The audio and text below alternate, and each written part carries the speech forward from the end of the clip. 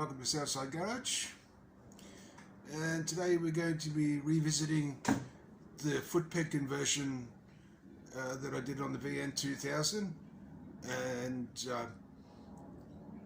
I repaint the brackets that I made, which were only meant to be temporary, just to fit pegs on the bike and take it for a ride and see where the position was and things like that, and just see if I was happy with the positioning and so on. And I was going to make up new brackets that were a little bit more stylish and so on. I'm not sure whether I'll actually make new brackets or I'll just take the ones off that I initially made and just shape them a little bit, make them a little bit more appealing and so on, paint them and put them back on with a new set of Willie G foot pegs.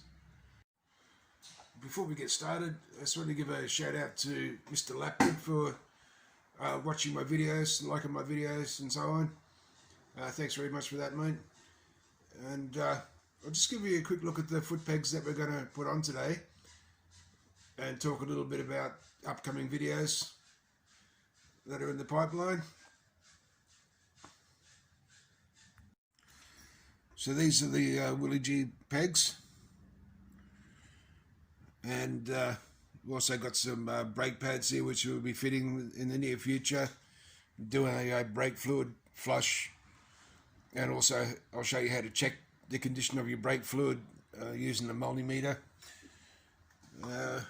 Handlebars is coming up, whether I go with these ones here,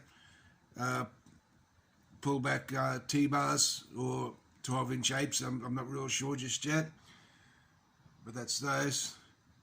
I've got fork oil change as well coming up,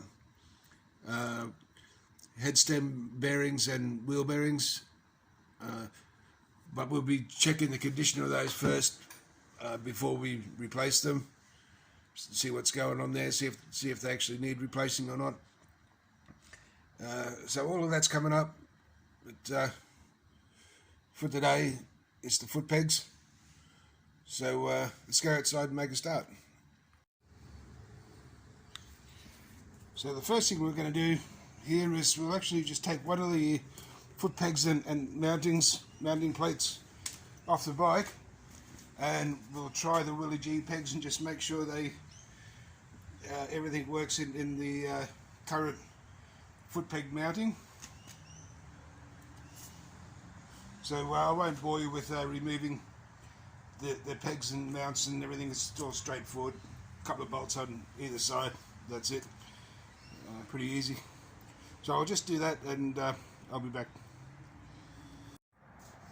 So the first thing we've had to do here is bore that hole about, well, another 0.5 millimeter bigger than what it is to accommodate the pin and so on that goes through there and through the bracket. So the next step is to get a piece of this 5mm plate, and we're going to make up a piece that goes down in there, and what that does is it'll hold the foot peg straight where I want it, so it's not lopsided or anything like that. So when it comes right down, it'll stop on that plate down inside there. So we'll just go ahead and do that.